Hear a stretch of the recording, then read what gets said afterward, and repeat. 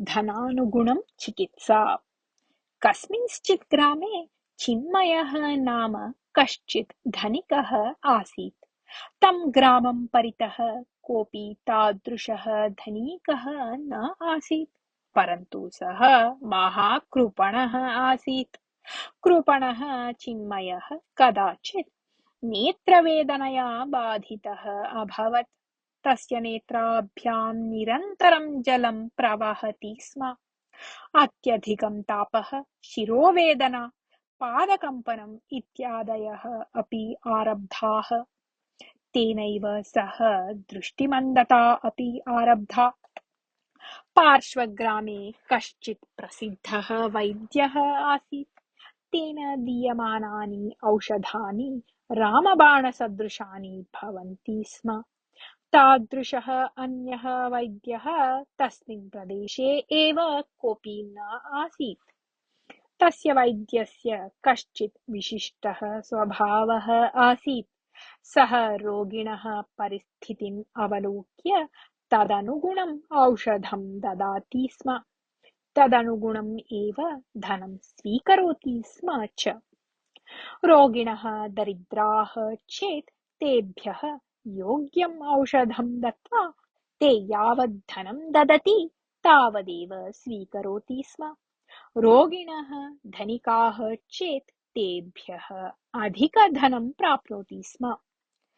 वैद्यस्य एतादृशं स्वभावं ज्ञात्वा एव तस्य विषये कुपितः आसीत् कृपणः चिन्मयः।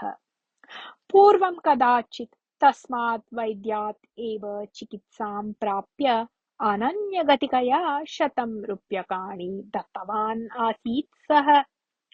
इदानीं चिन्मयेन स्वस्य रोगार्थं तस्य एव वैद्यस्य चिकित्सा प्राप्तव्या आसीत्, यतः तादृशः वैद्यः समीपप्रदेशे कोऽपि अन्यः न आसीत्। परन्तु यदि तस्य समीपं गच्छामि तर्हि अधिकं धनं दातव्यम् एव भविष्यति इति भीतिः अपि आसीत् चिन्मयस्य मनसि। अतः चिन्मयः दरिद्रः इति अभिनयता मया तस्य वैद्यस्य समीपं गन्तव्यम् इति चिन्तितवान्। सः एकां छिन्नां वेष्टीं धृत्वा शिरसि अन्यत् एकं छिन्नं वस्त्रं धृत्वा ताम्बूलसहितं नाणकद्वयं स्वीकृत्य खञ्जः इव अभिनयन् वैद्यगृहं गतवान्। वेषानुगुणं दैन्येन सम्भाषणं कुर्वन् नेत्रवेदनाविषयं विस्तरेण निवेद्य औषधं ददातु इति प्रार्थितवान् च। भवतः रोगशमनम् अहं करिष्यामि, भयं मास्तु, अहं यथा वदामि तथा करोतु। 4 मूलकानि स्वीकृत्य लघुखण्डशः कर्तयित्वा लवणे निमज्य ततः प्राप्ते जले हिङ्गुं योजयित्वा पिबतु। अनन्तरं मूलकखण्डान् शुष्कीकृत्य रात्रौ खादतु। एवं 48 दिनानि प्रतिदिनं करोतु। ततः भवान् निश्चयेन रोगमुक्तः भविष्यति इति उक्तवान् वैद्यः। चिन्मयः गृहम् आगत्य वैद्यस्य निर्देशानुसारं 40 दिनानि यावत् औषधं स्वीकृतवान्। परन्तु सा चिकित्सा तस्य मनसि जुगुप्साभावम् अजनयत्। हिङ्गुमूलकानां गन्धेन युक्तस्य लवणजलस्य पानं, शुष्कमूलकानां खादनं च चिन्मयाय लेशमात्रेण अपि न रोचते स्म। यतः प्रतिदिनम् उत्तमान् आहारपदार्थान् एव खलु सेवते स्म सः। चिन्मयः 40 दिनानि महता कष्टेन औषधपानं कृतवान् इति कारणतः तदीयः रोगः तु उपशान्तः। परन्तु चिन्मयस्य जिह्वायाः रुचिज्ञानसामर्थ्यम् एव निर्गतम् अभवत्। अतः रुचिज्ञानहीनत्वम् असहमानः चिन्मयः अवधिसमाप्तितः पूर्वम् एव लड्डुकानि कारयित्वा दुराशया यथेष्टं खादितवान्। तेन चिन्मयस्य अजीर्णम्, अग्निमान्द्यं, हृदयवेदना च आरब्धा। ततः पुनः अपि तेन वैद्यसमीपं गन्तव्यम् आपतितम्। चिन्मयः पुनः पूर्वतनवेषम् एव धृत्वा ताम्बूलेन सह नाणकं गृहीत्वा वैद्यस्य समीपं गतवान्। वैद्यम् उद्दिश्य, मम पूर्वतनः रोगः अपगतः, किन्तु अहम् इदानीं नूतनेन रोगेण पीडितः अस्मि। तदर्थम् अपि योग्यम् औषधं कृपया यच्छतु इति प्रार्थितवान्। वैद्यः चिन्मयस्य नाडीपरीक्षां कृत्वा, भवतः अजीर्णस्य कारणं किम्? भवान् किं खादितवान्? वदतु। तत् सर्वं ज्ञात्वा एव मया औषधं दातव्यं भवति इति उक्तवान्। अहं ह्यः कानिचन लड्डुकानि खादितवान् इति उक्तवान् चिन्मयः। एतावता प्रमाणेन अजीर्णं बाधते इत्यतः ज्ञायते यत् भवता बहूनि एव लड्डुकानि खादितानीति। भवतु, भवता तावन्ति लड्डुकानि कुतः प्राप्तानि इति उच्चध्वनिना पृष्टवान् वैद्यः।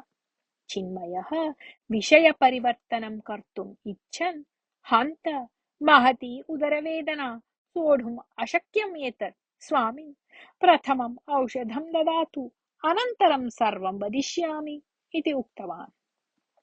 भवते एतावन्ति लड्डुकानि धनिकेन एव दातुं शक्यन्ते।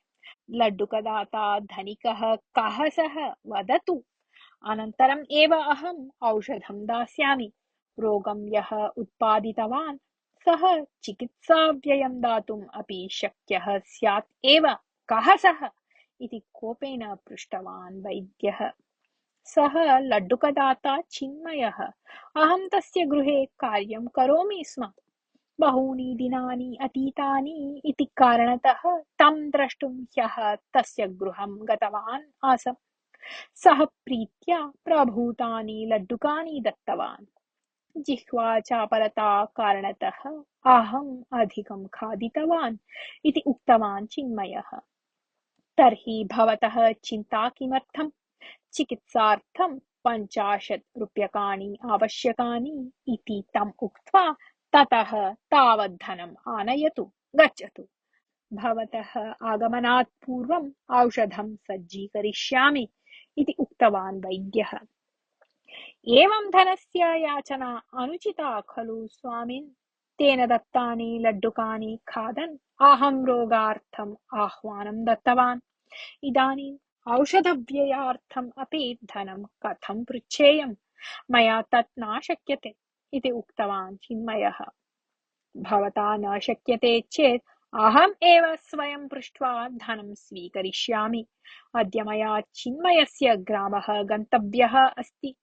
किञ्चित् कार्यमस्ति तत्र इति वदन् वैद्यः किञ्चित् चूर्णं चिन्मयस्य मुखे संस्थाप्य किञ्चित् जलं पाययित्वा, अजीर्णम् अचिरात् एव अपगच्छति, सर्वं सम्यक् भविष्यति, अलं चिन्तया गत्वा आगच्छतु इति उक्त्वा तं प्रेषितवान्। औषधस्वीकरणानुक्षणं चिन्मयस्य मुखे महान् तापः आरब्धः। शिरोभ्रमणम् अपि आरब्धम्। कर्णौ पिहितौ इव भासते स्म। समीपतरमार्गेण गत्वा शीघ्रं गृहं प्राप्य किमपि मधुरं खादामि इति चिन्तयन् ततः प्रस्थितः चिन्मयः। परन्तु अल्पे एव काले नितरां श्रान्तः सः अग्रे गन्तुम् अशक्तः सन् कस्यचित् वृक्षस्य छायायाम् उपविष्टवान्। तावता वैद्यः अन्येन मार्गेण चिन्मयस्य गृहं प्राप्य कुत्रापि गतवतः तस्य निरीक्षायाम् उपविष्टवान् आसीत्। किञ्चित् कालानन्तरं चिन्मयः महता प्रयासेन गृहं प्राप्तवान्। तत्र स्थितवन्तं वैद्यं दृष्ट्वा, भवान् अत्र? इति साश्चर्यं वदन् भित्तेः पार्श्वस्थे आसन्दे चिन्ताक्रान्तः सन् उपविष्टवान्। अनन्तरं सः चिन्मयं दृष्ट्वा मम मनसि संशयः आसीत् एव, ये परिश्रमेण जीवनं कुर्वन्ति ते एतादृशेन रोगेण बाधिताः न भवन्ति। भवान् यदा नेत्ररोगस्य औषधार्थम् आगतः तदा भवन्तं दरिद्रं मत्वा एव रूक्षौषधं दत्तवान् आसम्। भवादृशानां कृते एव रुचिकरलेह्यानि सुगन्धौषधानि तैलानि च सन्ति। अजीर्णार्थम् अपि तथैव। रोगसन्दर्भे व्ययविषये चिन्तनं कदापि न करणीयम् एव।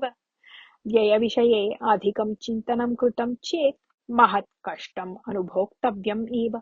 अतः व्ययविषये अलं चिन्तया भवते रुचिकराणि एव औषधानि दास्यामि इति उक्तवान्। चिन्मयाय रुचिकरौषधानि एव दत्त्वा चिकित्सां कृत्वा ततः प्रभूतं धनं स्वीकृतवान् वैद्यः। कथा समाप्ता।